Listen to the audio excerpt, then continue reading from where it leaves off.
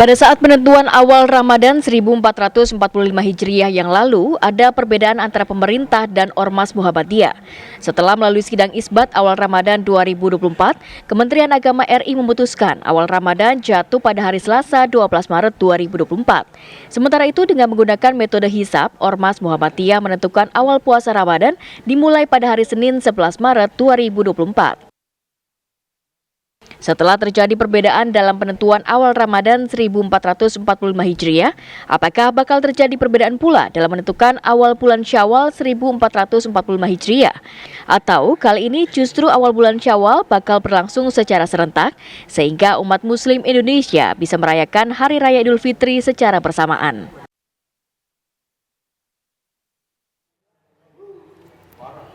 Ya, dan untuk mengetahui bagaimana kemungkinan waktu Lebaran atau awal bulan Syawal 1445 Hijriah, kami sudah tersambung bersama dengan Profesor Thomas Jamaludin selaku peneliti Pusat Riset Antariksa BRIN. Assalamualaikum, selamat siang Prof. Thomas.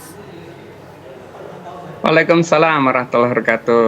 Oke, Prof, ini kan kalau kita lihat awal Ramadan berbeda antara Muhammadiyah dan juga NU. Pemerintah, apakah nanti 1 Syawal juga akan berbeda atau justru berbarengan, Prof? Ya, sumber perbedaan pada awal Ramadan yang lalu itu karena posisi bulan yang rendah ya.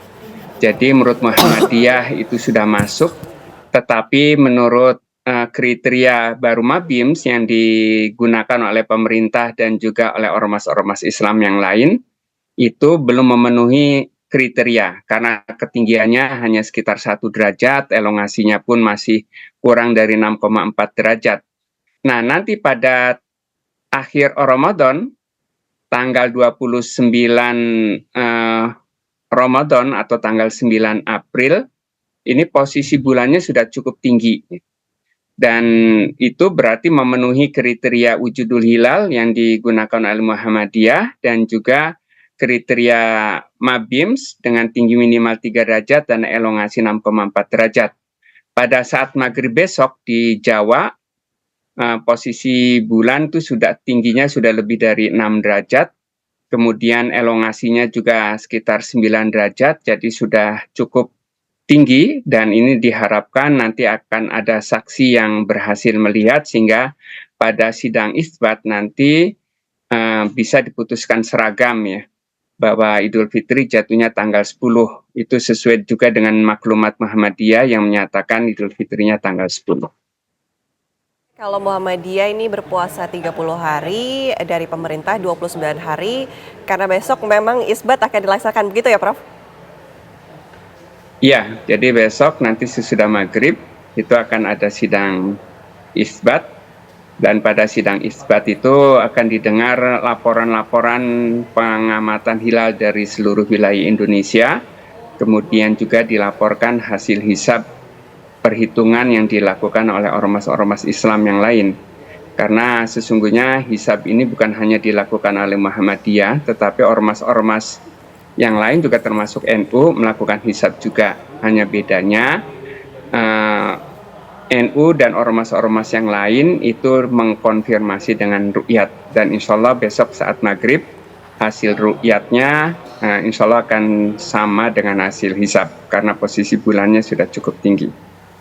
Oke, Prof, kalau misalnya elongasinya tinggi tapi tidak ada saksi yang melihat, apakah akan tetap ditetapkan 1 Syawal ini jatuh pada hari Rabu sama dengan Muhammadiyah? Katakanlah tertutup kabut begitu Prof? Ya, setidaknya pengalaman selama ini ya, ketika posisi bulan itu sudah memenuhi kriteria, itu biasanya ada saja yang melaporkan kesaksian hilal, karena wilayah Indonesia kan luas ya. Jadi mudah-mudahan ini akan ada saksi yang melihat. Selama ini keputusan terkait dengan ru'yat yang berbeda dengan hasil hisab itu selama ini baru digunakan untuk menolak kesaksian hilal karena posisi bulan yang masih rendah. Misalkan ya pada awal Ramadan yang lalu, pada tanggal 10 Maret yang lalu itu masih di bawah kriteria, kemudian ada yang mengaku melihat hilal, itu akan ditolak. Tapi nanti pada awal Syawal ini biasanya karena ini sudah di atas kriteria, itu biasanya selalu saja ada saksi yang melihat. Belum pernah kejadian bulan yang di atas kriteria kemudian tidak ada saksi yang melihatnya. Ya, salah satu faktornya karena memang wilayah Indonesia luas ya. Ada wilayah yang mendung tapi ada wilayah yang cerah. Prof, kalau kita lihat kan tahun lalu juga sempat hari rayanya ini berbeda. Apa faktornya yang kemudian menyebabkan perbedaan hari raya ini? Walaupun berbeda itu indah ya, Prof. Ya, tahun lalu perbedaan terjadi itu sama halnya dengan perbedaan awal Ramadan. Jadi ketika posisi bulan rendah, sedangkan kriteria di Indonesia ini belum tunggal, itu pasti terjadi perbedaannya. Jadi ketika posisi bulan itu di bawah 3 derajat, tetapi sudah di atas ufuk, ini menurut Muhammadiyah sudah masuk, tetapi menurut NU dan ormas-ormas yang lain demikian juga kriteria dalam kalender Hijriah pemerintah itu belum dianggap masuk. Jadi itu pasti terjadi perbedaan. Dan perbedaan yang sering terjadi itu bukan karena perbedaan metode. Bukan perbedaan metode hisab dan perbedaan metode dengan metode ru'yat, tetapi lebih karena perbedaan kriteria. Jadi dari sekian puluh tahun pengalaman sidang isbat, sumber perbedaan itu adalah karena kriteria. Jadi belum bersatunya kriteria di antara ormas-ormas Islam ini yang menjadi sebab terjadinya perbedaan.